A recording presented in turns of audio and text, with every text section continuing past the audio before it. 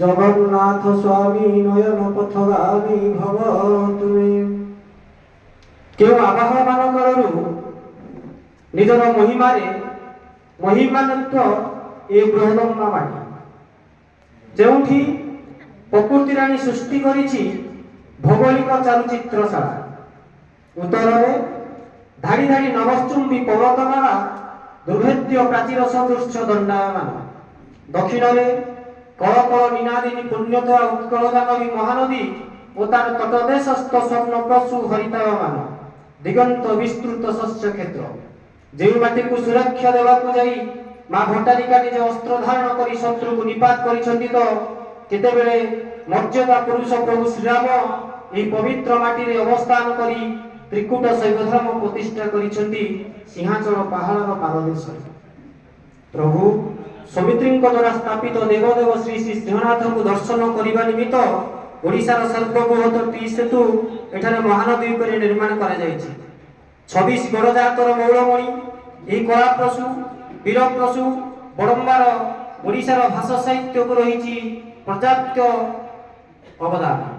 ଏଠାରେ ଅନେକ ଜ୍ଞାନୀ, ଗୁଣୀ, ବିଜ୍ଞ, ପ୍ରାଜ୍ଞ, ଯଶସ୍ୱୀ ସାରସ୍ୱତ ସାଧକ, କଳାକାର, ଗାୟକ, ନୃତ୍ୟଶିଳ୍ପୀ, କ୍ରୀଡ଼ାବିତ୍ ଜନ୍ମ ନେଇ ଏହି ମାଟିର ମାନବୃଦ୍ଧି କରିଛନ୍ତି। ରାଜା ଚନ୍ଦ୍ରଶେଖର ମଙ୍ଗରାଜ, ରାଜା ପଦ୍ମନାଭ ମଙ୍ଗରାଜ, ରାଜା ଦାଶରଥୀ ବୀରବର ମଙ୍ଗରାଜ, ବିଶ୍ୱମ୍ବର ମଙ୍ଗରାଜ ପ୍ରଭୃତି କଳା ଓ ସାହିତ୍ୟର ପୃଷ୍ଠପୋଷକ ଥିଲେ। ସବୁଜ କବି ବୈକୁଣ୍ଠନାଥ ପଟ୍ଟନାୟକ, କବିଚନ୍ଦ୍ର କାଳୀଚରଣ ପଟ୍ଟନାୟକ, ହାଡ଼ିବନ୍ଧୁ ଶତପଥୀ, କବିକଳ ହଂସ ପଣ୍ଡିତ ସୂର୍ଯ୍ୟନାରାୟଣ ମିଶ୍ର, କବିଗୁରୁ ଦୁର୍ଯ୍ୟୋଧନ ବରାଳ, ବିଜ୍ଞାନ କବି ଚନ୍ଦ୍ରଶେଖର ମହାନ୍ତି, ବିପ୍ଳବୀ କବି ଧ୍ରୁବ ରଣା, କବି ଗୌରବ କୈଳାସ ଚନ୍ଦ୍ର ଜେନା, ରାମଚନ୍ଦ୍ର ମଲ୍ଲିକ, ସରଳ କବି ଶ୍ୟାମବନ୍ଧୁ ବେହେରା, କବି ସୌରଭ ଦୁର୍ଗାଚରଣ ରାଉତ ଏବଂ କବି କମଳ ଜଗନ୍ନାଥ ବାରିକଙ୍କ ପାଇଁ ବଡ଼ମ୍ବା ମାଟି ଗର୍ବିତ।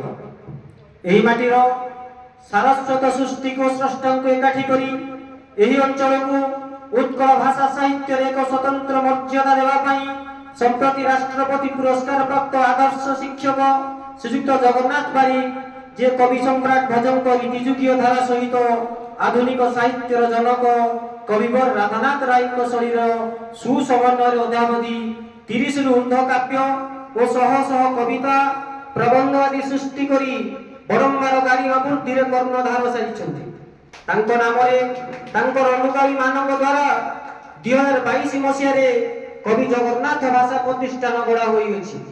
ବିଶିଷ୍ଟ ସାରସ୍ୱତ ସାଧକ ତଥା ଶିକ୍ଷାବିତ୍ ରାମଚନ୍ଦ୍ର ବିଶ୍ୱାଳଙ୍କ ମାର୍ଗଦର୍ଶନ ତଥା ଅବସରପ୍ରାପ୍ତ ବ୍ୟାଙ୍କ ଅଧିକାରୀ ଶ୍ରୀଯୁକ୍ତ ବିପିନ ବିହାରୀ ମହାନ୍ତିଙ୍କ ସଭାପତିତ୍ୱରେ ଅନୁଷ୍ଠାନଟି ଗତିଶୀଳ।